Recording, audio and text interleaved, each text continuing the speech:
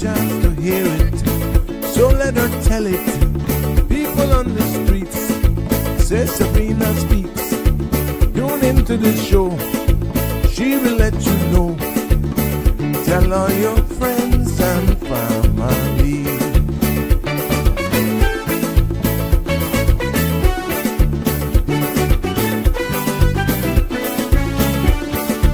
Real talk is no joke.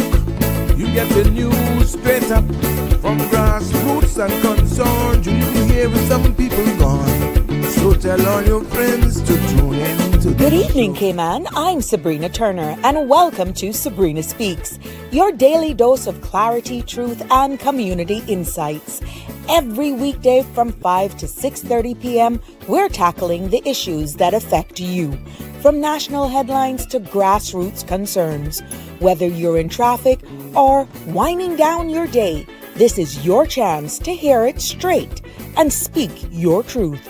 So buckle up, Cayman. We're not holding back. This is the show. We gotta let you know.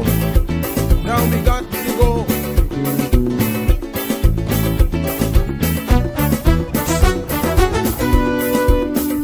And now here's Sabrina. Good evening, everybody, and welcome to another episode of right here on streaming live on all CMRTV.com forums. And it is indeed a pleasure on this Friday. Happy Friday. You know, we are the podcast where voices rise, stories and inspiration definitely take center stage. And like I said, it is a back with you. And again, it's always about a good little bit of a housekeeping. Just a quick heads up. The content that you're about to hear, including any discussion or opinions from myself, my guests, or is only intended for general information and entertainment purposes. So if it's not suited, I strongly suggest that you don't substitute this for any professional, legal, or medical, or even financial advice. Now, I'll encourage you to consult with a medical professional and a qualified professional for any specific concern you have. But definitely, Sabrina Speaks disclaims all liability for decisions or actions taken in reliance of any information. So I'm hearing that there's an echo. Why? Are you hearing me now? Am I okay? No more echo? Just make sure audio breaking up. I don't know. I just did that. Just tell me if I'm clear enough now. Just let me know just give me a thumbs up if I'm clear now. Yes. Yeah, it's better. Thank you, Shaka Zulu. Yep. First in class today. Yep. Okay. So that's better. Sometimes these things go wonky. I have no clue what's going on. But you know, today's show, even though the flyer went out saying, thank you so much. The flyer went out saying that we're open mic. I know sometimes a number of you are a little shy or bashful to really say what's on your mind. But, you know, I am ready to engage in any discussions, and including current events. I told you, you know, we want to wish Sandra all the best for a speedy recovery. There was no cold hard truth this morning, but I'm going to do my best today in this segment to pretty much cover some of Cayman's current events and dive into the heart of some of what is taking shape here in our islands. And we've got some big news to unpack. As I started yesterday evening, from leadership changes into the civil service, at the highest level of our government, to the vibrant pulse of our cultural scene. I'm excited about that on the world stage. Can you imagine? And also right here, there's something happening this Saturday as well. So I'm going to definitely be covering that for you. And if you haven't been enlightened of what's happening, something free that's going to need all of our participation and by showing up. So I'm going to share that later on in the show this afternoon as well. But it's all about the Deputy Governor's Manderson's retirement. We're going to cover CMEX Leadership Awards. I'll tell you what that's all about.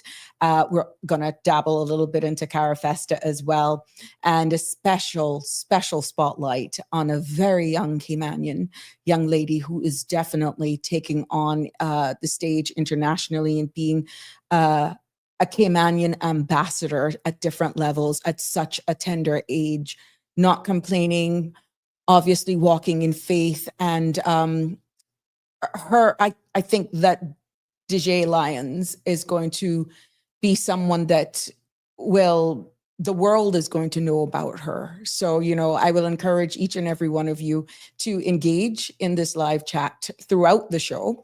You are always welcome, 936-8255, to call in and participate, share your thoughts, and have your questions. But again, I heard briefly from Sandra by text, and, I'm wishing her a speedy recovery. We will know later on, I'm sure, she will post, Sandra, she will definitely be posting how it went if she's not too groggy. But yes, so Shaka Zulu, good evening. Good evening. It's a pleasure for you to be here with me this evening on a Thursday. Hi, Marshall. Oh, yep. Housekeeping. Yeah, something was going on with that. Hi, Miss Carol, but it's now been fixed. And yep. So everything is working well there. Thank you so much for that feedback. Again, it's your feedback that matters. Hey, Miss Dorothy, good evening. Hi, Miss Connie. Yes, Miss Corrine and Miss Connie is here. Barbara G. The regulars are in the house for this, planning to be another informative and discussions that you are a vital part of taking part in this and shaping this space. Hi, Miss Marjorie. It's a pleasure to have you join us this Thursday. I'm going to share an image that was shared with me this morning by a dear classmate and friend. Thankful Thursdays. May you have all the joy your heart can hold, all the smiles a day can bring, and all the blessings a life can hold, unfold. Hugs. There. I thought that was so sweet. And again, I don't have a problem sharing that with you here, because we're all one family. And I just wish and nothing but the best for all of us today. But yeah. So Wildlife Machine, good evening to you. I think that's the first time I've seen you, but it's a pleasure to have you here. And huge thanks to all of you. Hi, Livana. Good evening. Huge thanks to all of you who have followed, liked, and should share and subscribed here. So you're not missing an episode for all of you who are actually doing that. But, there's no problem sharing that with your friends and your family so that they can be a part of this family as well. So we're streaming, as I said, live on all CMR, Facebook, YouTube, and Instagram platforms. And you can also follow me on Instagram and on YouTube. It's at Sabrina Speaks, the number 12. And on Facebook, I'm there as Sabrina Turner, the community activist. So right now I'm seeing all of you who have followed and subscribed. Thank you so much for that. You can share that with your friends so they too don't miss an episode. So you're welcome to call in and participate in the discussion here this evening, as I intend to just highlight a number of topics here. I went into the discussion yesterday. The ending of an era is pretty much what I can call it. An era of the Deputy Governor, Mr. Frans Manderson, 2026 retirement that was announced. And, I think we should delve in a little bit about that, discussing this major topic that has Cayman airwaves buzzing, this upcoming retirement of Mr. Manderson. And after 44 years of his career in public service, with pretty much 14 years of that as our deputy governor. And on July the 7th, 2026, that will all come to an end. I pretty much wonder what it must feel like for him leading up to that. I can only imagine the amount of appearances that he will have, because this will mark definitely an end of an era for the civil service and the country as a whole. And this moment of pretty much reflection, I'm quite sure he can go back and have a lot of stories that he will tell. But This news being planned, and I read yesterday when that press release came out that his planned retirement was announced, and he has described leading the civil service, and I quote, as the honor of his life. And pretty much his tenure has been defined by commitment to the public, and we'll be delving into some of the most significant contributions, I'm hoping, unless you all call in and you want this conversation to go someplace else. But pretty much from modernizing the civil service to championing professionalism and integrity. We know that he has been a mentor and a leader and dedicated to public servant. And, we can look back at that being a 44 years of service and, just what pretty much will come the future. We can look into the highlights of him rising from the ranks of a young intern working at immigration, where he first got his early start in government. And I can recall personally working with him and what that was like, and see him move from immigration to then be ahead of the civil service. I have fond memories of working with him into the enforcement section of the immigration department, and some operations on the road as well. During his term, I'm quite sure some of the things that will go back in how he actually impact and contributed to the Cayman Islands as it pertains to his leadership, even during a crisis like the hurricanes. COVID-19 was there, modernizing government departments, his efforts to improve customer service. You see those little like buttons and all of those government agencies, the airport and so forth, and his improvement pretty much overall in the public sector. Then we can go in and looking more. Here's a picture of Mr. Manderson. Let me remove this banner so we can see him a little bit better. Yeah, we can remove that so we can see him. And, we look at that. I found some pictures of him, which I'm not going to share some of the younger ones, but it's amazing 4 to 4 years when you went into the civil service as a young gentleman coming out of school and given the first opportunity, and then now you're actually leaving after 4 to 4 years. Look at all the gray hairs. Oh my goodness! But that's a little fun fact there. And throughout all of his time in public service and giving back, he has shared his entire life with us. That's his lovely family, Miss Novia, their daughter and their son. And, that must have taken a huge sacrifice on his entire family. And looking back now at 44 years of his accomplishments, not only as his leaving his legacy and all of his involvement and what he pushed even for the DG 5K and all of that sort of stuff, where he has actually gone through his own survival stories of suffering from a heart attack. And, actually his story is very interesting when it comes to that. So you can't say that from the time he took on the role as deputy governor that his footprint will not be left there in the civil service. And pretty much what's next will hinge on his departure being right there on the horizon. And that's him again at the DJ 5C. He's number one. Yeah, he's number one. What would that be like? With his departure on the horizon, and the discussion will pretty much leads to who's next. A successor has to be found, and that recruitment process, I'm sure, will be led by the governor. That also will be crucial, because this new leader pretty much will inherit a civil service that Mr. Manderson has shaped. He has left a mark, all of these health and making sure that interns and following into his footsteps. Those are some huge shoes to fill, I am sure.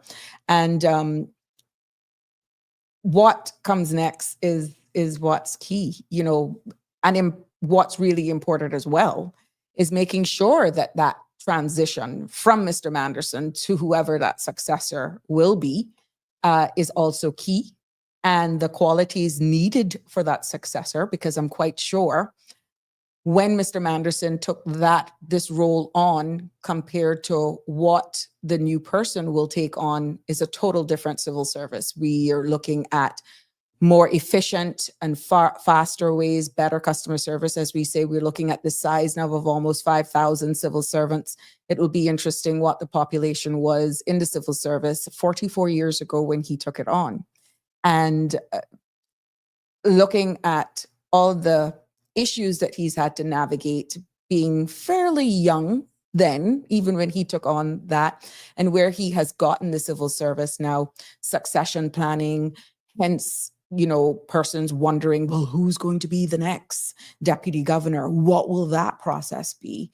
But, the challenges is something that they will have to consider, the new post holder, and any opportunities facing the civil service in the coming years. It's forward planning, being efficient, and all of that sort of stuff.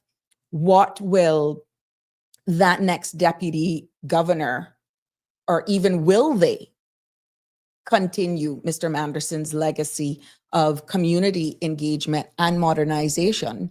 Because that individual may actually want to create and turn a new chapter for what legacy they may want to leave on. So these are all some of the things that, will have to be considered while the civil service continues to evolve in this whole chapter.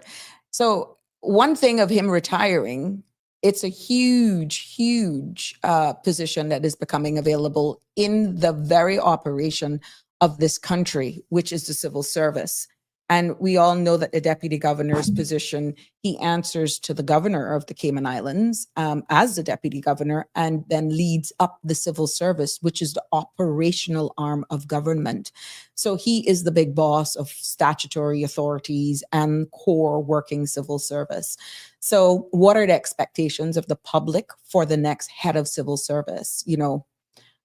What do you think some of those qualities or priorities should be, or what would be on the forefront of that next person who may be planning to apply for this position for the next deputy governor? It would be very interesting to see, or to get your feedback on that, if you care to go here. Some people may be rejoicing that he's going. We don't know. Some people may be very happy that he's going.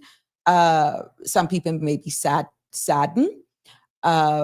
You never know. But at the end of the day, everyone has an end of their reign, of their chapter. And after 44 years, he has decided to say, look, this is it.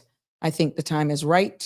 2026, that's it. So, the transformation from when he took it on, from including and looking at technology where AI is concerned, the digital transformation, the efficiencies of government that we saw actually was fueled by the lockdown so that government could continue to actually function. And we can also look at how a commitment to further developing and promoting more Caymanian talent in the civil service. We understand how immigration reform ties in there. We realize that he's also on the front before this departure, before this retirement, where they're asking now for the rollover for civil servants. This is something that will not go away, even though he's going to retire. Now, how quickly that is going to come to fruition with needing some information. And like he said on this show here, which I'm quite sure are some of the things that when we have the one-on-one with him, we can also dive into as well. So yeah, these are some of the things that the person who will actually have this position will have to be prepared to have the personality or the characteristics with strong management and leadership skills. They're going to more than likely have to be very open-minded and a leader who is visible, because you can't say Mr. Manderson was invisible or connected with the community. And the experience with, of course, what's key, financial management and accountability. Accountability, just not only in finances, but also in how they deal with persons. So this is going to be a huge, huge situation for us to, and this is going to be something huge. And I think that public participation, showing the love and just acknowledging as a Caymanian for 44 years what he has done. It doesn't matter what side of the table that you may be on in your emotions, but kudos to him. Congratulations to him. I know a lot of persons have gone through his hands in regards to job opportunities and second chances and so forth. And one thing I must say from what I'm seeing, he's very protective of the civil servants to the point where he gets beat up for how protective he is of his staff. And that speaks volume. Damien Hendry, good evening. Yes. Auntie Sabrina, how will his successor be selected? More than likely, Shaka Zulu, that would be by an application process. And he's going to, I've invited him to come on the show. He has actually given me the thumbs up just to pretty much confirm. We just need to lock in a date. So that will be very interesting, but we will keep it through, keep you all updated as to what that process will be like. But more than likely, it's an application process, you know, and they go through the same hiring process like any other civil servant. But this is going to be heavily weighed in by the governor. Yes. So Dorothy is pretty much complimenting Mr. Manderson and his beautiful family. Yes, they are. I know one person must be happy that he's going to retire. Definitely, Miss Novia. Oh, yes. Finally, she will have him home. I wonder what excuse he'll have now. Angel, still a young little champ. His looks haven't changed a bit. Yes. I guess that's that picture. You see him there now? I can see him blushing right now because you think I don't know him? I know him very well. C.E. Banks, good evening to you, and extending good evening wishes to the wider Caymanian audience as well. Kim and Brack, you're always entitled to your opinion. Like I said, it doesn't matter what side of the table you fit on. He has come to an end of he's decided to retire, and at the end of the day, we're all entitled to our opinions, and it's freedom of speech. So good for him that he's going to go in retirement. Miss Dorothy McLeod, he's a Caymanian legend, and he made homelessness and minority. Darlene, good evening. Good evening to you, Darlene. Darlene, it's a pleasure to have you here. And Kim and Brack, the best island. I could be honest with you, there are processes there in the civil service that if it's I don't want you to feel like I'm missing over or crossing over your comments here. His entire team needs to come under a full investigation. Are you saying that's the entire civil service? And they would have to have cause, and he needs to go now. Well, that's no secret. He has announced his retirement. So for all of those who will be celebrating, as I said, it's bittersweet for many. 44 years, the gentleman, our deputy governor, has decided to throw in the towel. So, you know, some will be saddened to see him go, but you can't take away what he has done for our country, whether or not you liked his style, whether or not you liked the way he approaches things. At the end of the day, how we feel about the upcoming leadership change for our islands pretty much is what we should be thinking about, because now it will not be Mr. Manderson after 2026. You ask how the process will be and what will the personality be of that other individual, to be honest. So he has done a lot in his role, and it's a chance for new leadership, fresh ideas. And I hope that the new deputy governor can continue to focus on something that is huge, where integrity is concerned. And some may be a little nervous, but excited to see what the future holds. You know, to each his own. But I have no problem in persons weighing in on their opinion here. We're not here we can agree to disagree. And like I said, to each his own in this. Mr. Manderson has decided to exit the public office stage, and we are making that known here. And we have to give credit for where credit is due. So he is one of ours. He's decided to sail into sunset, be with his family, and who knows? So at the end of the day, congratulations to you, sir, in making that decision. Enjoy those trips and all of that barbecue. And I'm quite sure at some point you'll be sitting down and say, oh my goodness, why didn't I do this sooner? Oh, just a little chuckle. But I'm looking forward to having a one-on-one interview with Mr. Manderson and bringing it straight here to you, right here on Sabrina Speaks one day, and we can actually share those exchanges with you in a respectful manner as much as we can. Yes, so you may have heard also on the local scene, celebrating excellence. And we're going to go into now CEMEX Leadership Awards 2025. And some of you may be wondering, what is CEMEX? That's pretty much Caribbean Media Exchange, and that's the acronym CEMEX. That's Caribbean Leadership Exchange Leadership Awards, which is a significant event that recognizes leaders who are making a difference across the Caribbean. And, the Cayman Islands is recognized. We're making a difference across the globe. And you will see that in this show today. But this significant event recognizes leaders who are making a difference across the Caribbean as it pertains to tourism, media, and sustainable development. And it's not just about a single night. This is deep and it looks at persons. It's about not acknowledging people whose work is pretty much shaping our future here in the region. And the award ceremony will take place on December 7th of this year in Florida, and it will give a great opportunity to put the spotlight on the Caribbean's talented visionaries.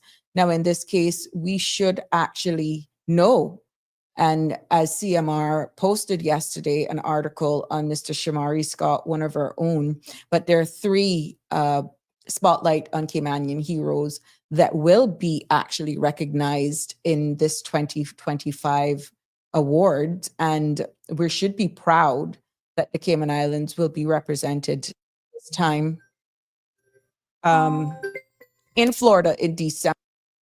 And one of those persons that will be acknowledged is Monique Hamity and her husband as well, for what they have done in tourism, their work with Tortuga Rum Company International Holdings.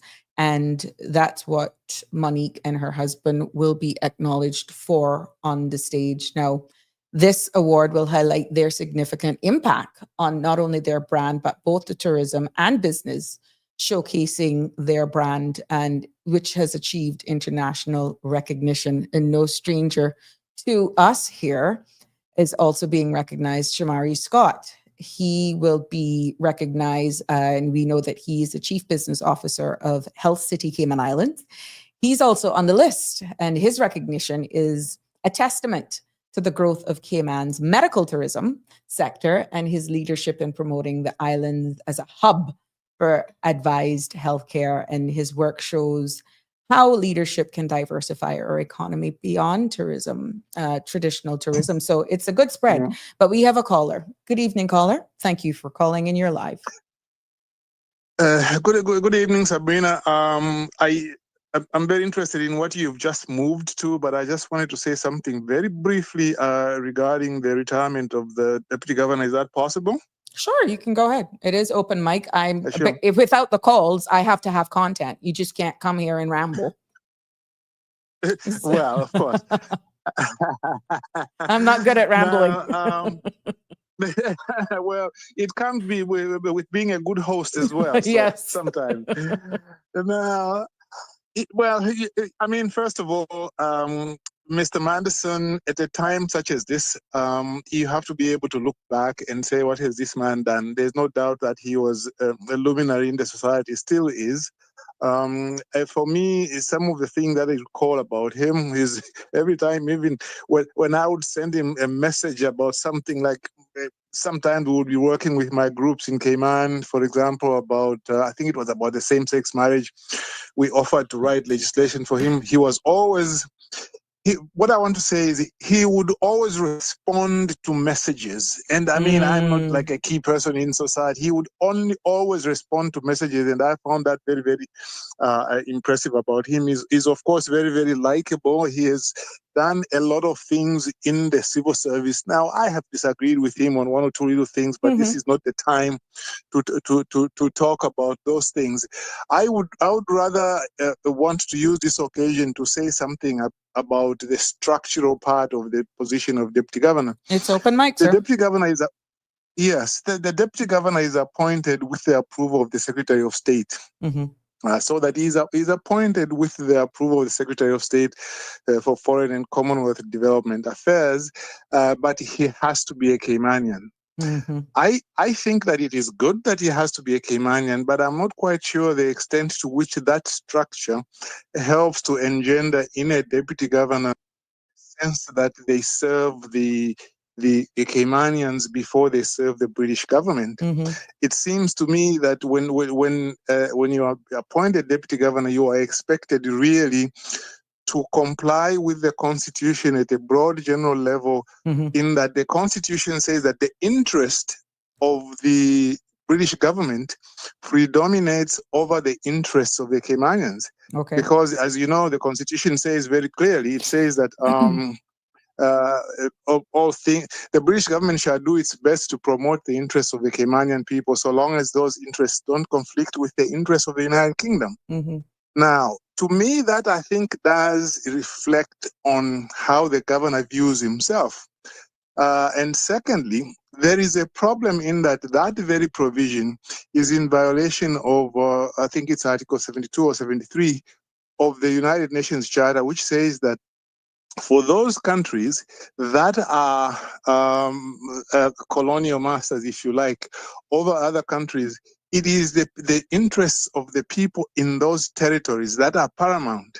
So do you see? So the British government in the first place is in violation of that international obligation by putting in a constitution to say that its interests are above those of the Caymanians. And you will find, therefore, because of that, the deputy governor, I think, as much as he or she might try to promote the interests of local people, I think there is always that thing in mind. I'm appointed by the British government, whose interests in the Cayman Islands, they are over and above the interests of the local people. So I think that is something that could be looked at. There will be some argument probably by some people saying, hey, look, but this is the basic colonial structure. But I think at the end of the day, it is something that can be brought to the British government to assist the deputy governor. Final brief point. I think that in the Cayman Islands, we need to look to people like Mr. Roy Borden. I have just started reading his book, Deconstructing Development, which a Caymanian friend of mine at his expense. Yeah, yes, good book. Yes. You got a copy too, yeah. Yes, and it's in the background. I've started reading. Yeah. Okay. Yeah. He says that Cayman lacks an ideological direction. Okay. A lot of civil servants, and including politicians, they know the technical thing about government, but about the ideology of how a people are supposed to promote themselves, I believe that is lacking. I doubt that it is done in school.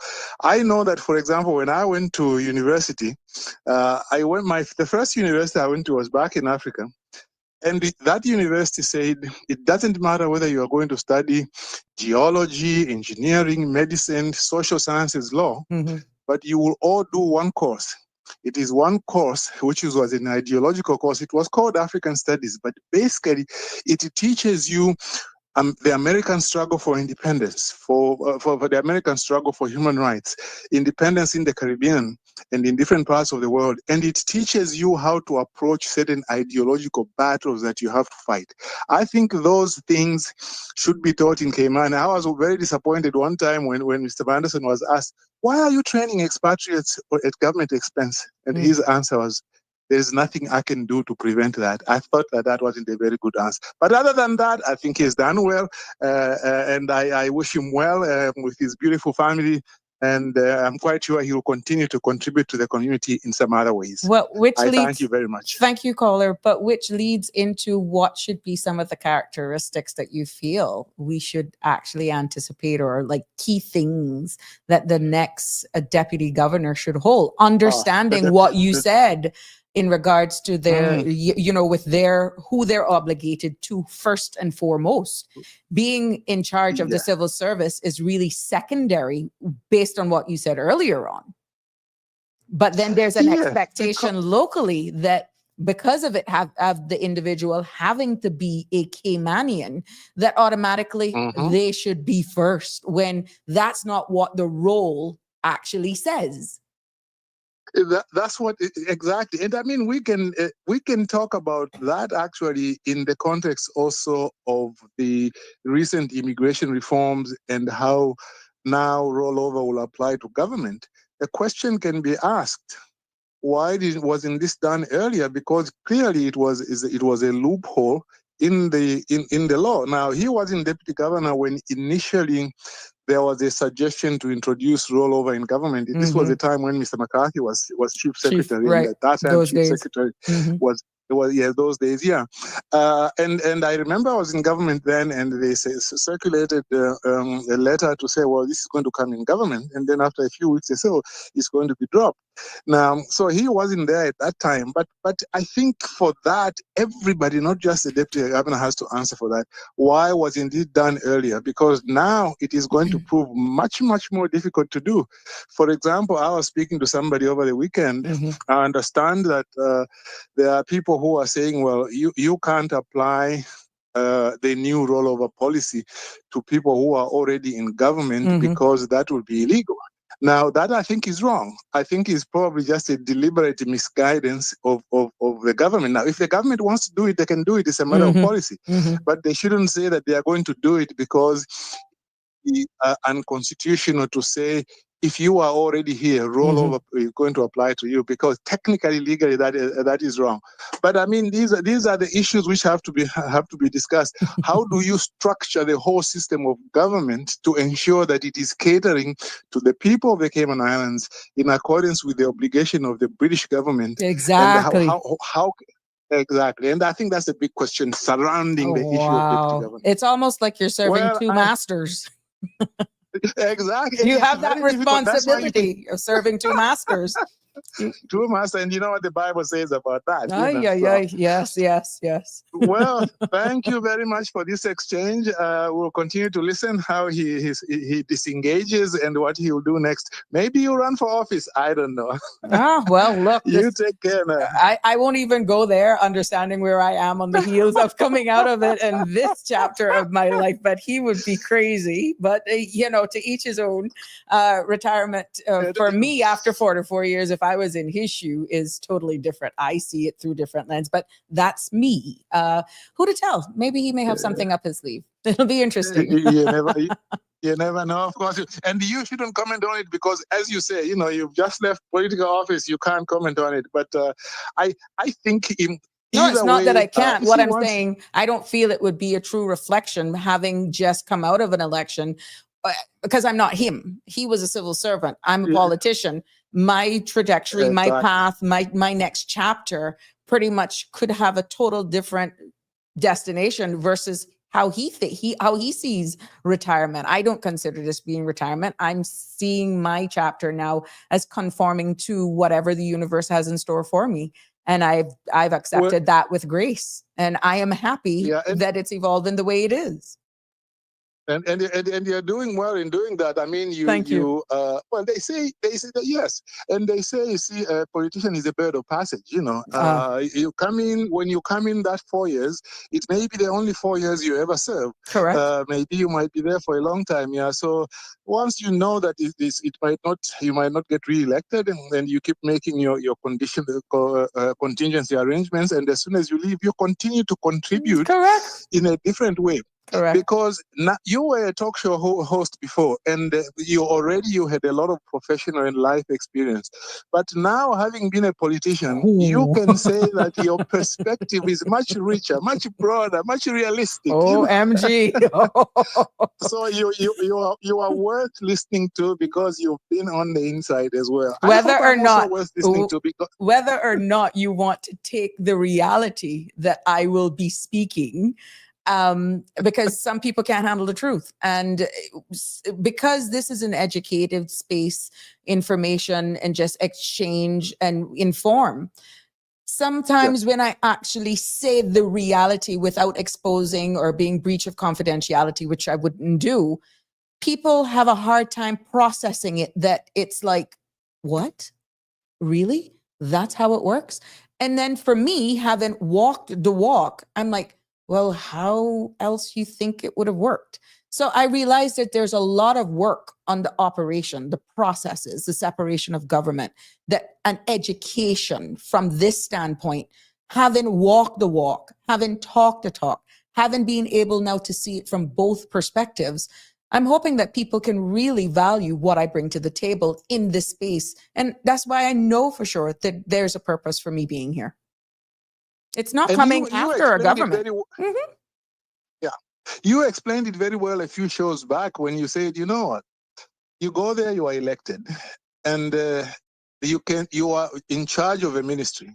But there are certain things you can't step into. Why? Because this is for the chief officer to do. Okay. And then there are some things like where you say, oh, but at the HSA, such and such a thing is taking place. But as minister, you are not directly responsible for that. Correct. And you find that at the end of the day, you find it's a big machine. There are a lot of cogs in it. And there is not just separation of powers, but also division of powers. And it is just a very complex way in which, for you to be effective, all of you have to work in good faith. Correct. As a machine, because but sometimes as a politician, you can be actually frustrated by a chief officer.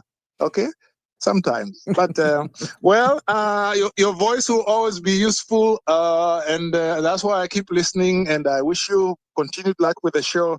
And I hope that we can all contribute to call and engage you, and as you help to give us an opportunity. Thank you. Thank you very much, Sabrina. Thank you very much. Soon. Thank you. Your Bye-bye. contribution matters. Have a good evening. Yeah, so just going back, despite us coming with, again, this space is your space. The flyer went out saying it's open mic, but I have to have content in order to keep this space going as we educate and inform. And this afternoon, I made it my business to highlight the deputy governor's retirement and actually showcasing now, just before that call, the awards, the celebrating excellence in CMEX. But, going back, just trying to wrap up that subject, but I'm willing to open it back again on the retirement of Mr. Manderson for those who may just be joining us.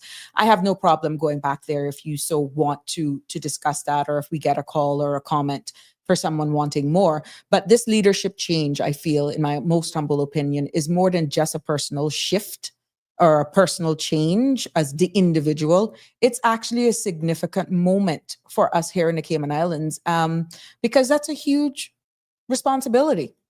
As we exchanged here with the caller, it's almost serving two masters. And the more we educate and inform, so that you know the roles of key civil servants and how the process work.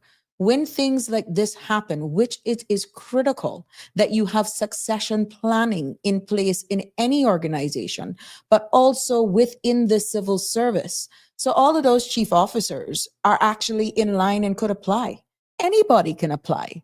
But more than likely, someone who has had repetitive opportunity of acting as deputy governor, such as Miss Gloria Nixon, such as Eric Bush, such as Mr. Wesley Howell, such as Dax Basdeo. We have tourism chief officer, oh my gosh, having a brain frog. Yeah, but what I'm saying is you have key civil servants who have always acted for Mr. Manderson. That was training. That was being proactive for making sure that the civil service could run efficiently with or without the current deputy governor. We saw how efficient it worked when he had his stint with his heart attack. And these are all persons, I'm quite sure, who would be eligible to applying for that position. And who to tell? You may have some persons who have never worked as a chief officer, feel that they want to apply as deputy governor. That position has to be advertised locally and for everyone to apply. But what I'm saying is the chances may appear greater based on how people apply, how they actually score up in the interview process. And as the caller stated, has to be Caymanian. So that in itself should exclude someone who does not have status or is a generational Caymanian.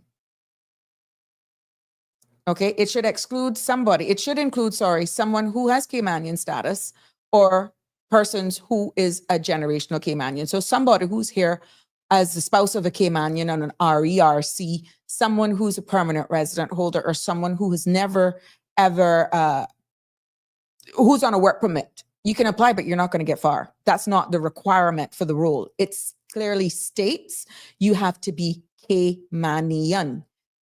Interesting. Breaking it down, is that generational Caymanian or a status holder? You see where we're going with this?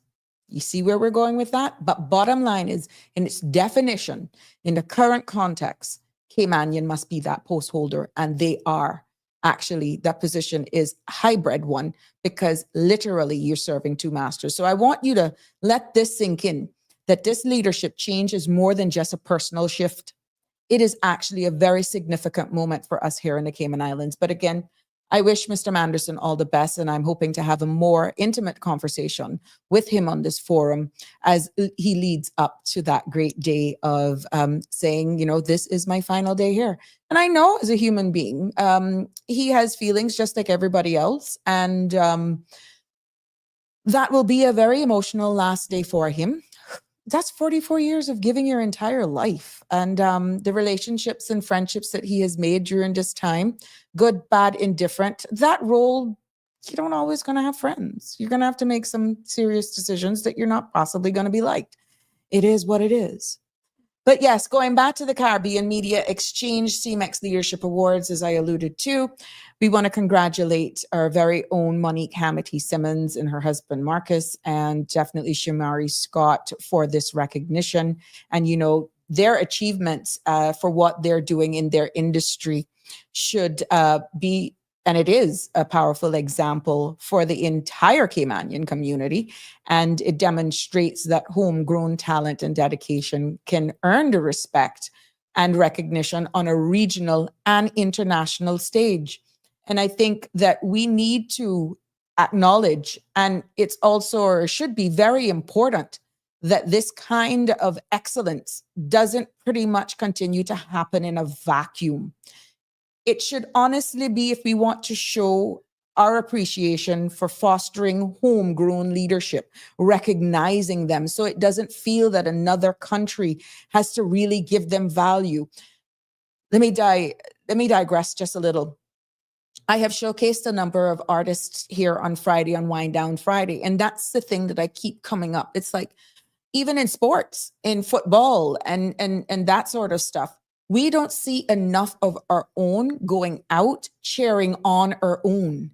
And it's when they actually go away and make their names, sometimes sacrifice and blood, sweat, and tears, no funding even, no recognition from the national standpoint, that it's only after they've done that on their own that then the Cayman Islands, the nationally, that you get that importance. Now, I don't know if that's a culture thing, but they can't be recognized on that international stage unless it was cultivated right here at home. But yet you don't even realize how important and what an impact they're doing. So when you look at the initiatives like our very own Chamber of Commerce, you have Leadership Cayman programs as well. Those two things play a crucial role.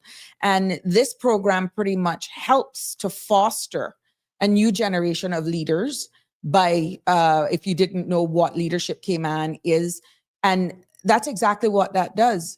This gives them an in-depth understanding of our local economy, its social issues. It's a long course. It's huge. I've spoken, I think, either 2 or 3 times at Leadership Caymanian forums, one as an MP and the other as a regular member of society.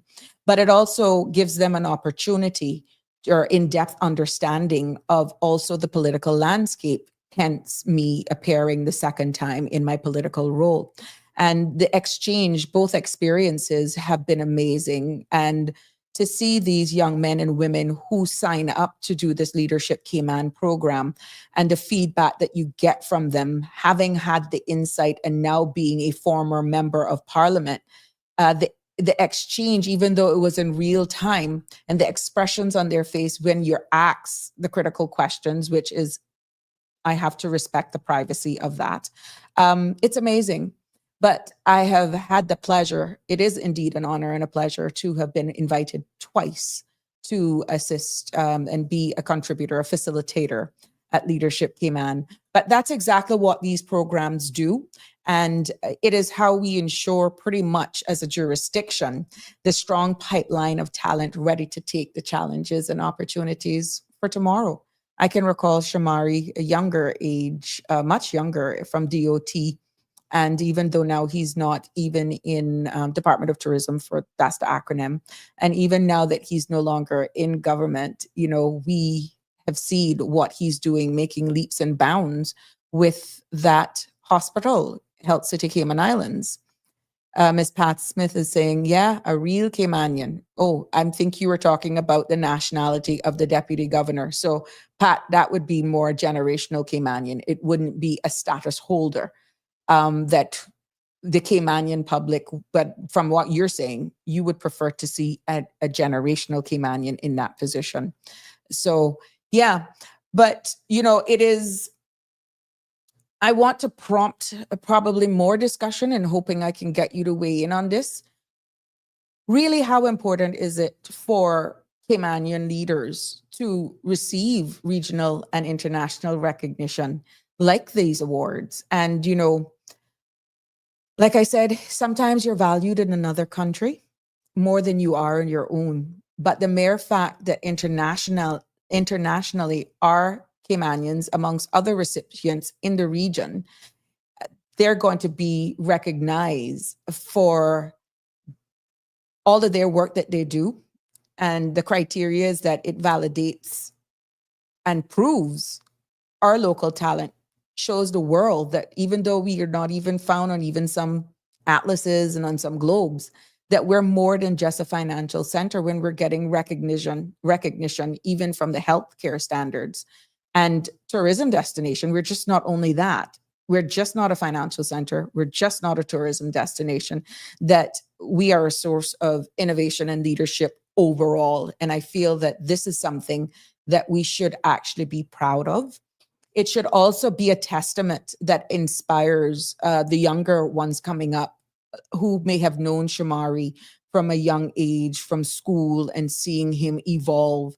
And let's hope that it inspires the next generation of Caymanians to strive constantly for excellence, because they see the international recognition. With platforms such as this that is being streamed all over the world, do not think we are only isolated here between our 3 islands. You are mistaken.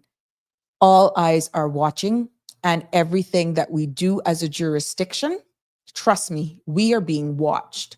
So I'm hoping that recognitions like this and individuals like our 3 locals inspires the next generation of Caymanians to constantly strive for excellence. Do not just box yourself in waiting for the likes and for recognition of just local. We already established something that's a cultural breakdown, unfortunately. But if you have to think so nuclear, so small that you lose focus of your purpose and your mission because you can't think outside of the 345 area code, you have failed yourself. But knowing all their hard work and recognition is now on the global stage, I'm really hoping that this will inspire and motivate many Caymanians, young Caymanians, the next generation of Caymanians who may feel that there's no hope in sight, that, you know, the possibilities are endless And these are testaments, this recognition. And you know what? Recognitions like this also help to strengthen regional connections because, like we said, this is actually something that's happening throughout the Caribbean region. And that strengthens our regional connections and positions us as key players in the Caribbean tourism and development. Because when you look at what the Caribbean offers in comparison to what we offer, sand, sea, fun, for us, it's financial, overall tourism. What are other areas we can look at as well? We see medical tourism. You're hearing sports tourism. You know, we got agro-tourism now that we're hearing as well. So let's hope that the next one, and you got sustainability, and I'm dying to get to the other topic, to be honest, of our young people who are actually making waves. Hi, Michelle Woods. It's a pleasure to have you here. Good evening to you. Chisara, good afternoon. And no, it's not Friday. Chisara, it's Thursday. What are you pushing it for? Mm-hmm. Yeah.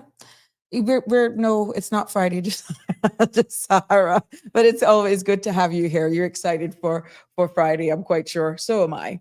But yes, so you know, I'm quite sure when we look at what's happening locally as well, there are many unsung heroes that are walking amongst us. And it would be interesting to see how much of our very own unsung heroes are walking around here who are most deserving of the recognition.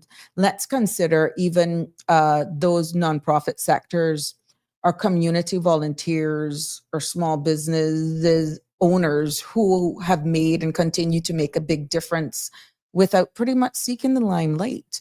We do acknowledge them, yes, locally, Heroes Day and so forth, Queen's Awards and all that sort of stuff. But, you know, there are probably a lot more unsung heroes that we have here that will possibly never be recognized because there is a process, for example, on Heroes Day based on the sector in which government is choosing to have Heroes Day awards on. And there's a sector base. And you have to be nominated by the community. It's not just pulling a rabbit out of a hat. Persons who recognize you, let's say in philanthropic efforts or small business, just using this as an example. And let's say 2026, they're going to put the limelight. Okay, let's say a nonprofit sector, just for example. It takes the community to recognize individuals in our community to nominate them by a particular time so that the due diligence, the background work to prove this nomination and all of the information that is contained in why they got nominated is true. But if you don't nominate them, they can remain unsung for the very same reason, because you have a lot of people, a lot of Caymanians that are doing great things, but they're not out there in the limelight because that's just not their personality. They get their personal joy by doing what they do and don't have to be headlines. So, you know, we can also, there may be somebody in the arts or the sports world who's a role model to youth. How much youth do we have? We have Jordan Crooks and his sister. We have Howell, Devontae Howell, who made wonders on the track and field. And going back, timelining myself now, look at Kareem Street Thompson. I mean, these are people who were actually recognized on the international stage because of Carifta and all that sort of stuff, and then the Olympics but how much have done just in that area that really has just taken a step back. Even our teachers, someone I think we were reminiscing about the older days, and we can remember Miss Kippy as a teacher. We could probably have a teacher or a mentor who's had a significant impact on many people's lives and their careers here in the Cayman Islands. And Miss Glida right there, Miss Kippy, all of the teacher Macfield, you know, all of these people. Miss Bromfield, I can remember her. I'm just naming out persons. Miss Bromfield is not, she came here as one of the first time persons from Jamaica, but she has made a huge impact on education here. And so is Mr. Taylor, Jati. I mean, these are key people. But again, for context, these people have done what the Lord has blessed them with as a talent. And many of us have to thank them for where we are in life today, because they all have a place in us individually. And this is why it's a delicate balance when we're saying a lot of these persons, for example, that I call Miss Bromfield, Mr. Taylor, I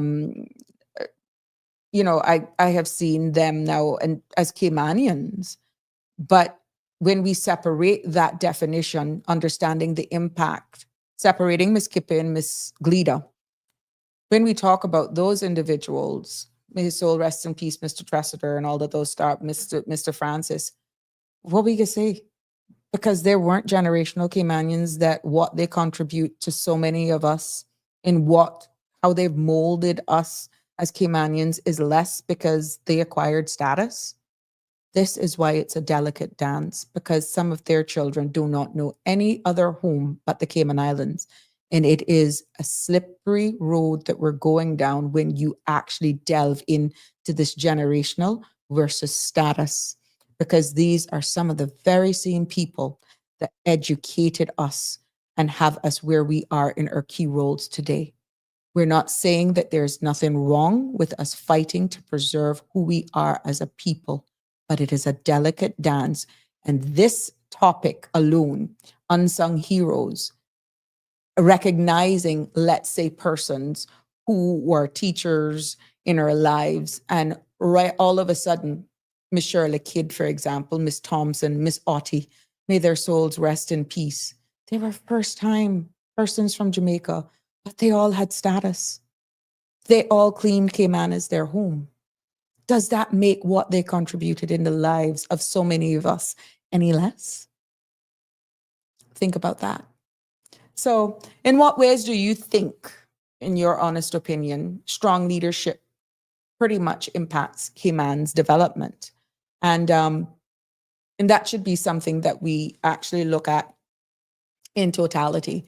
And, it is, I feel, to be honest, that strong leadership is vital for navigating our economic growth and also for ensuring it's sustainable and inclusive. I think that is key.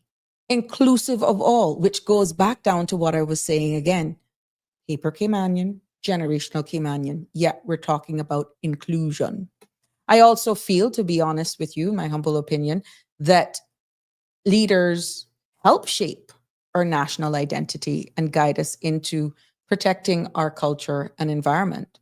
But when you talk about our culture, that requires the driving force of every one of us who is Caymanian, be it generational or those who have chosen to be here for 40 odd years, 50 years, who have come here in their early 20s and never left. And now they're retired, their kids were born here, and they have made Cayman their home.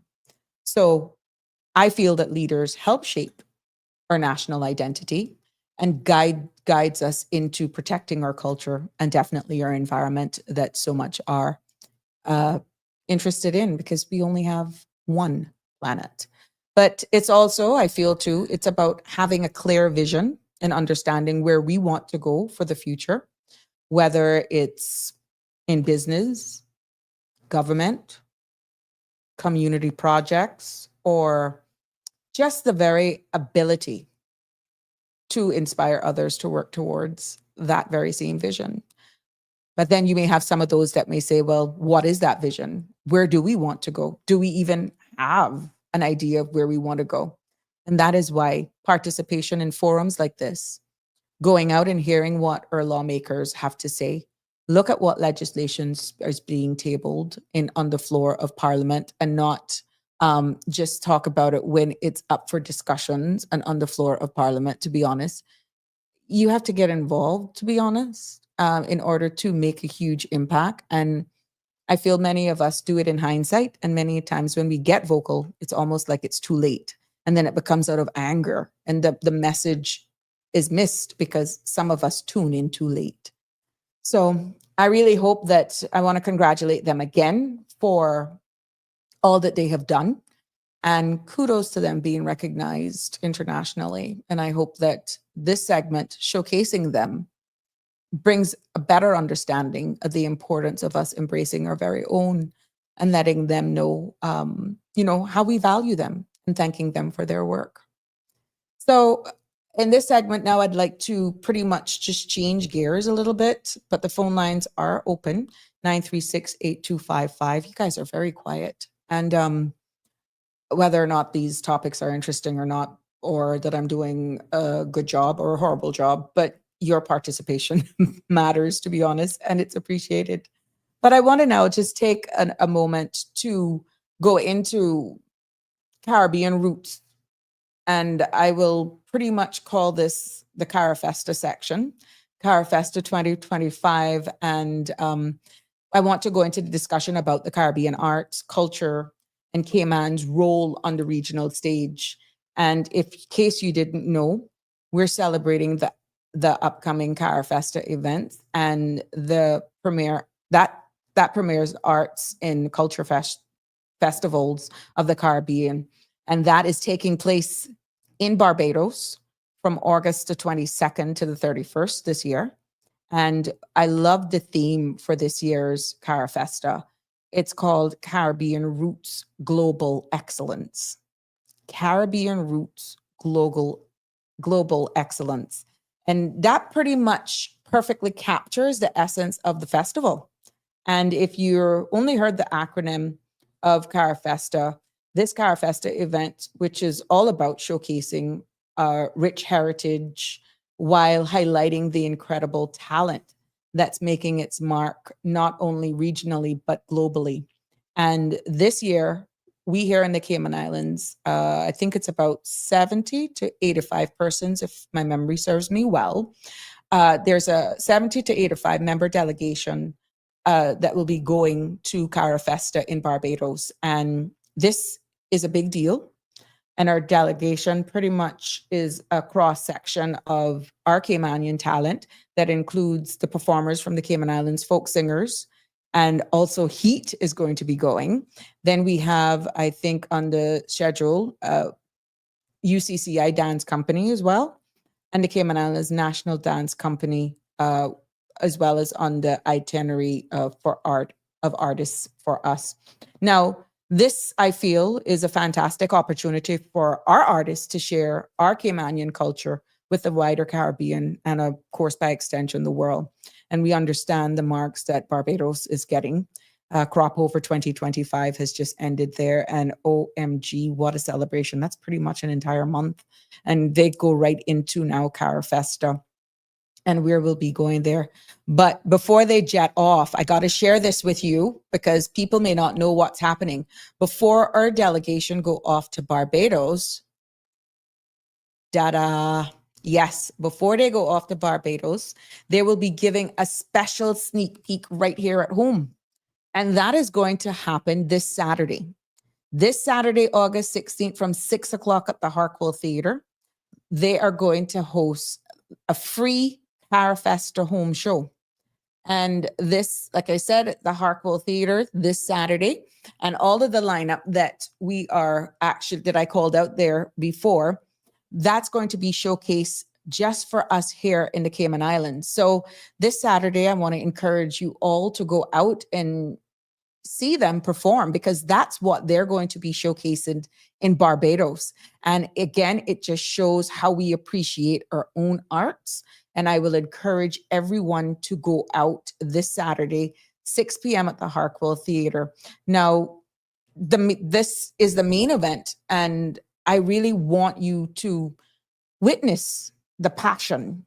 All of our artists that feel that they're not heard, that no one is seeing them. And it also showcases the talents that goes into this. And for their performance, this is a way for them to also exercise their and practice what they're going to showcase on an international scene. I have been advised that attendees can also expect a dynamic, what's in store is a dynamic showcase of music, dance, and literally arts. And I'm quite sure that at the end, we should all and leave there with a sense of pride of our local artists and excited for their journey to Barbados. So yeah, this is happening. Please note it's free. So we want you to go down there on Saturday. And I will remind you all, I'll post this on the Sabrina Speaks website as well. And I'll share it on the other CMR.com platforms as well so that we can get the message out there. And we want to make sure that everybody goes.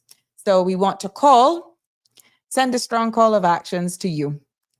So mark your calendars for Saturday, August 16th, 6 o'clock at the Harkwell Theatre, and bring your family, tell your friends to come out and support this delegation. And so it'll be interesting. I would love to see all of the performers, to be honest. And it's a great opportunity to see what we have here. And this whole theme, Caribbean roots, global excellence, I feel it's pretty fitting because it also acknowledges where we're coming from while celebrating how far our talent and creativity can come on the world stage. And, you know, it's just more than a festival. It's a powerful tool, in my humble opinion, for the Caribbean unity. Because we may be geographically located, because that's in Eastern Caribbean. We just because of where we're geographically located, it's almost looked like we're disconnected, but we're actually united in so many ways with our culture and our strong ties. But events like this is a chance for us to learn about our shared history, gets you to see different sceneries, but also to appreciate the unique flavors of each of our islands and our culture. And it wouldn't be better to see our Cayman flags over there in Barbados, because that's what I noticed with Barbados. OMG, their flags are all over the place. Yeah. So I am impressed by the size and the diversity of the delegation, pretty much 85. And it's not just an art form, but a whole range of expressions, traditional folk songs to modern dance and even literary arts. So this shows the depth of creativity right here in our own Cayman Islands that sometimes is overlooked. And this is why it is key for me to, on Wind Down Friday, showcase as much artists here on this platform. And in showing that, you know, it ensures we're presenting a well-rounded picture by going over there with this diversity of persons. But yeah, the home show is crucial. And it is a chance for every one of us in the community to show our support and give our delegation a proper send-off. And for those of you who may not even be able to travel to Barbados, Cayman Airways, I think, is putting on a charter. You can call Cayman Airways for more information. This is your opportunity if you're not able to go with them to Barbados. This is your opportunity to get a taste of the talent. And I think it's important to pack the Harkwell Theatre with a cheering crowd and let our artists know that we're all behind them, even though we may not be able to accompany them in person. And I'm hoping to see a performance as well that I like shake my leg. Yes, I do. So for me, to be honest, I like the Cayman folk singers. I'm not going to be prejudiced by any means, but I like the entire lineup. For me, I just like the arts. I like music. I like dance. I like to watch a good concert. I like to be a part of the audience. But, you know, for me, the folk singers, their music tells a story. It's also part of our history and a way that nothing else can do in song. So it's a living archive, to be honest, of our very own heritage, and one we should actually be proud of as they perform. They're actually acting. And I can't wait to see them and share it with the international audience. So how important do you feel it is for Cayman to participate in an organization like this? You know, it's incredibly important, in my humble opinion. And we often hear about financial and the tourism industry, but our culture is just as vital to our identity, in my humble opinion. And participating in Carafista just helps us to not only preserve our tradition, but also define ourselves from the cultural standpoint, forces within the Caribbean. And it builds definitely a bridge and fosters a sense of regional family because we're so much alike. Um, and I'd love to see a strong emphasis, though, on our maritime heritage eventually. That is showcased. I'm hoping that is showcased somewhere. Our connection to the sea, maybe even our boat building traditions, and the stories of our seafaring ancestors. I am connected to that deeply because of my grandfather serving on the national bulk, and a little bit of my childhood that I shared with you in earlier episodes, going to Mobile, Alabama with my grandmother to see him where he could not come home. So these are unique elements that truly, in my humble opinion, define our Caymanian roots. It's a part of who we are, and they are a perfect way to show our distinctiveness within the wider Caribbean. Good evening, caller. You're live. Good evening, Mom. Good evening. Question. Mm-hmm. Are you and Matt Brown going to be there Saturday? I could be there. I don't know if Matt's going to be there. I mean, performing like how I saw you guys on Oh, oh, that was for Gimme Story. Yeah. Oh my gosh, that was during lockdown. That was lots of fun. Shelma had to go there. I know you was lots of fun that way. Oh no, I would go if one of us could be there. Oh my, it's amazing how much people keep telling me about that. But no, unfortunately, you with your old time frock, your big old in my big old hat. Planning about mosquitoes. Yep. But this one say too, I started to hear that about Mr. France, but I guess everybody got a life. But I say that too. I hope that it be a grassroots Caymanian that's going to take that position, and I hope they be good as him because he was the best. Mm-hmm. One of the best for me, and even when he was immigration, and I must say that because I've had good experience with him, and he don't no foolish. If you're right, you're gonna get right, and if you're gonna get wrong, and that's how it should be. It shouldn't be no side taking about do something for this one, but won't do it for the next one, whatever. He was fair. So I hope that it don't be nobody that, not even anybody that paper holder, because we don't need no poop shoot 16, that we need somebody good like him. So, yeah. Well, in the long season, he can't be much. He can't be much older than 44, so maybe need all he been in government. He has been in government practically all his life. He left. Right, I know he was immigration, because when he was immigration, I'm gonna tell you, she dead and gone. But he was her man that's listening, and he remember Darlie Thompson that was married to Ben, because France was her person. He didn't like Gary, but she liked France. But I like Gary too. Me and her always used to have conflict over that. I think I gave her okay, but she didn't like him. But she had love of Franz Manderson. Hey, she would pick your hairs out of your head if you said anything about him. Dead and gone thing, but they shoot her like a dog. But anyway. Yep. And thank you, caller. Always good to have you calling in.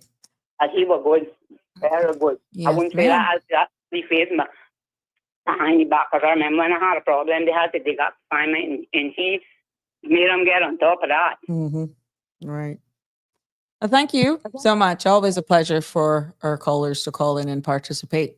Now, this final segment of Sabrina Speaks this Thursday evening, I am dedicating to celebrating and acknowledging an incredible young woman who is a shining example of really and truly what it means to be a Caymanian youth, and is one who is making a profound international impact. And it gives me great pleasure to really showcase and put this beautiful young lady on screen, Miss Dejae Lyons. That's her name. And she's a passionate environmental activist and a founding member of the youth-led group Protect Our Future. She and her peers pretty much have been a major force in raising the awareness about critical issues facing our islands. And they're just not talking. This group of people, and especially this young lady, is definitely taking action. And, Dejae is committed to her commitment has pretty much earned her some major recognition. She is a recipient of the prestigious Diana Award. You can see that. That's Princess Diana's son. And that is a testament of her positive social action and humanitarian efforts. Now, she was also, her voice is strong on the global stage as well. She was once a youth speaker at COP26, COP26 in Glasgow. That was just the other day, yes. And she representing the UK overseas authorities overseas at COP28. No, she's going to be. But at the end of the day, what this young lady is doing is amazing work. She's doing such awesome work. And I don't feel that people even realize or can even put the weight towards what DJ is doing.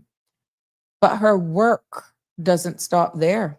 You know, she's a co-editor of O Week magazine. And it wasn't until I started doing some research on her, to be honest, that I realized from what an early age. I mean, you can see the innocence right there. Look at that. She's all about plastics and making her mark on single-use plastics. And there we got, she's a sustainable ambassador recognition for 2024. And, you know, her advocacy has been instrumental in pushing for significant changes right here at home.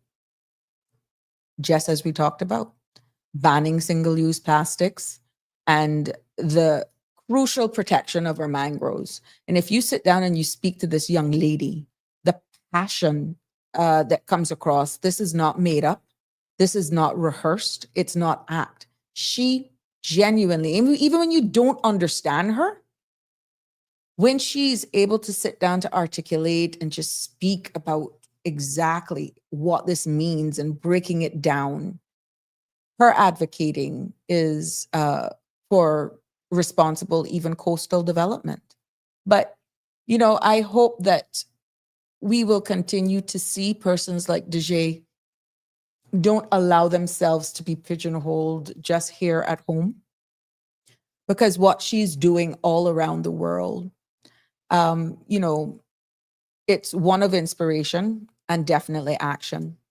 And she is inspired and so involved in our environmental issues, whether here in the Cayman Islands or anywhere she goes. It's like it actually something that follows her. She can't help herself. She pretty much shows us that you don't have to be an adult. You don't have to be a politician to create a real change and have an impact on the world and take it beyond our shores. And also what she's demonstrating is that her journey proves that passion and a clear voice, believing in her purpose, in her mission as well, can move mountains, and that it is a powerful message, and it should be a powerful message for young people everywhere. And, you know, when you look at understanding and the role of our youth, it takes all of us to be a part of their life. And young people are the ones who will inherit this place we call home, who will be the leaders of our country in the future. And they will inherit this exact planet that we are leaving behind when we come to the end of our road. And they have a vast interest in sustainable future, and they often bring a fresh approach. And sometimes it's as though we're pushing them to the side. I'm so happy that I was a part of the last legislation that for the first time we invited the young people into address caucus. And it wasn't that that was a show for a picture opportunity. We actually took their suggestions. So they once had felt valued, appreciated by the last administration. And I have all hopes that this very same administration will follow suit. Good evening, caller. You're live on Sabrina Speaks. What's on your mind? Evening today. How you doing? I'm fine, thank you. You're I live. just waking up, okay? So I missed all the show. I just sent your video. I know the other day we were talking about menopause and stuff like that, right? Mm-hmm. I'm You not know sure. you're live, I'm not right? sure if you're able. You're live. Yeah. Okay. Yes, I am. Yeah. I'm not sure if you have the option of sharing the screen or whatever, or you can ask Auntie if she can do it for you She's once you actually watch it. If you recovering can. from surgery. Yeah, I know. I mean, you don't have to do. You don't have to do it today or tomorrow, but it's No, it's a good exercise. It's a good exercise for women that right. have menopause. Mm-hmm. But once you watch it, then you could pass it on and ask her if she Of can, course. or if you can do it. Of If you can do course. it, you can share it. Yeah. That ladies can see it's a very basic, simple exercise that help women go through hot flashes. Mm-hmm. So I just saw that, and then you ran on my mind. So I said, let me see if I can get her to share it. That other women can watch it. Good. Thank you so much. Good that I run You're on your mind welcome. when you get a hot flash, huh? Or you see something about hot flashes. Sabrina comes to mind. Yeah, it brought me back to the conversation the other day. So Thank you. trust me. Yeah, man. Every little bit helps. And it's very easy, very simple exercise. Yeah. You're Once you right. watch it, you can say, "Jesus, it's easy." Thank you for If sharing. all exercises are that easy. Aye. Well, I'll definitely share it here on this space. But thank you. Thank you so much. You're welcome, darling. Okay, ma'am. Have a good Catch you evening. tomorrow. Yes, ma'am. Thanks. Okay, baby. Bye-bye. Okay, good night. Sure, good night. Yeah, so the role that our youth play, we are leaving this place behind. And I am so happy that you have young persons like Dejay, who has stepped out in the forefront and is definitely making her mark. And they're just not the future. I think we need to look at that she's just not the future, but they are the present. And their voices are essential for shaping policy in our community and definitely hoping that will provoke action. So I'm expecting no less from this administration, understanding that we actually set the mark already from the former administration of being inclusive of them.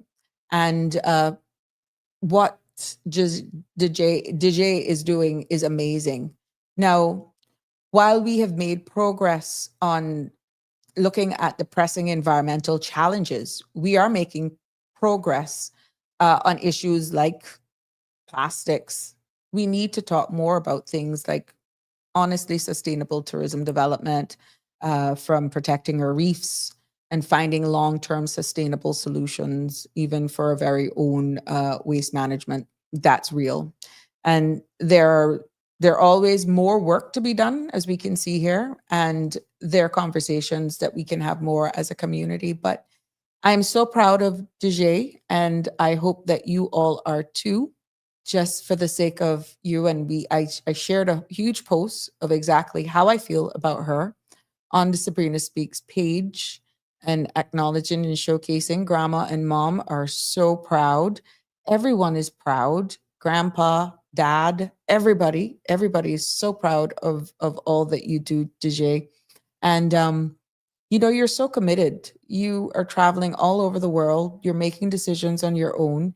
You've just graduated the other day, and I don't have that image, but I know I will be showcasing you here in very soon, so that we can hear what your experience has been. I know you're very busy. You pretty much came home and was only here for a couple days, but I am looking forward to engaging with you on this platform so that you can give us your own story and as we showcase you here. But for everyone who's making significant impact locally and internationally, publicly, I want to congratulate you for your dedication, for sticking to it, for not giving up, and for even those unsung heroes who may feel that they're better off in the shadows. Even when you're not recognized publicly, because sometimes we just are not aware. I want to personally thank you that you're appreciated. You are appreciated. And, you're all that you do in finding your purpose and doing what you do from the heart is what really matters at the end of the day.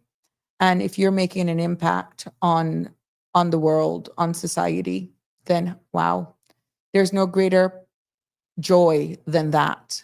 And that's what gives you joy. But we have to embrace our young people. We have to constantly acknowledge them. We have to constantly show appreciation, be it from sports, be it from a medical industry, be it from a financial industry, from our tourism sector, and our young people. We have to show that pride in our national teams, show that national pride. And I'm hoping that this Saturday we will start to show our national pride by going to the Harkwell at 6 o'clock and celebrating at the Harkwell Theatre at 6 o'clock, Cara Festa home show this Saturday from 6 o'clock. Where it's almost 6:30 and I know I'm going to 7 in September, but I want to just say publicly and send public condolences out to the family of my dear Julianne McLaughlin, who passed away in Cayman-Brac. That was yesterday. You may have heard me say Aunt Julian. Yes, she is a very close family member of mine. And I want to let all of her kids, Jason, who's known as Eric, he works there at Flow, Miss Beverly McLaughlin, who was the secretary of Red Bay Primary School for years, Miss Bev, that's her mom. So to Jason, Carrie Ann, who works at CNB, their daughters, and Bev, the grandchildren and great-grandchildren, I want to send lots of love from the Sabrina Speaks family and from all of the rest of the family here in Grand Cayman. Now, I have been told that funeral services are planned for Saturday, August 30th at 1 o'clock in Cayman-Brac. But my thoughts and prayers are with the entire family. And may Aunt Julian McLaughlin soul rest in peace. So for those of you who know Eric McLaughlin, or Jason, as he's so fondly known, working for Flow there between Cayman-Brac and Little Cayman for years, or you remember Miss Bev and all the work that she's done for as a secretary at Red Bay Primary School. This is their dear mom and Carrie Ann. This is their dear mom who passed away yesterday in the Brac. May her soul rest in peace. It is indeed a pleasure to have actually bring you another episode of Sabrina Speaks here this evening. And again, we want to send speedy recovery out to Sandra, hoping that she's at home and she's not doing too bad. She might not want to leave that suite that she was in this morning. I saw the video that she was showing. Looks like a hotel suite. But I hope that I was able to enlighten you in this so-called open mic forum, but I thank the callers and the commenters who commented for participating as we explored Mr. Manderson legacies and show recognition, internationally CMEX recognition, showcase and highlight and promote the Cara Festa, the cultural showcase, and of course, my very own little darling, Miss DJ Lyons and her great work. So at the end of the day, we have to do what we have to do as a community. And I'm hoping to encourage continued discussion, as we pretty much continue to grow and look out for one another. It has indeed been a pleasure bringing you another episode of Sabrina Speaks. And I want to wish each and every one of you a good Thursday evening. Looking forward to being with you tomorrow evening for Wind Down Fridays here on Sabrina Speaks. Take care and have a good evening. That's a wrap for today's edition of Sabrina Speaks. Thank you for tuning in and for being part of the conversation. Remember, the dialogue doesn't stop here. Stay engaged, stay informed, and most importantly, stay empowered. We'll be back tomorrow at 5 p.m., same time, same place, right here on CMR TV and radio, where your voice matters and your truth is heard. Until then, Cayman, take care of yourself and each other. That's it for today's edition of Sabrina Speaks, where your voice matters, your story counts, and your truth is always welcome. Join us weekdays from 5 until 6:30 p.m. right here on CMR TV as we dive into the topics that matter most to you. Catch the show live or on demand at cmrtv.com. And don't forget to follow us on Facebook, YouTube, and Instagram so you never miss a moment. Until next time, stay informed, stay engaged, and always speak your truth.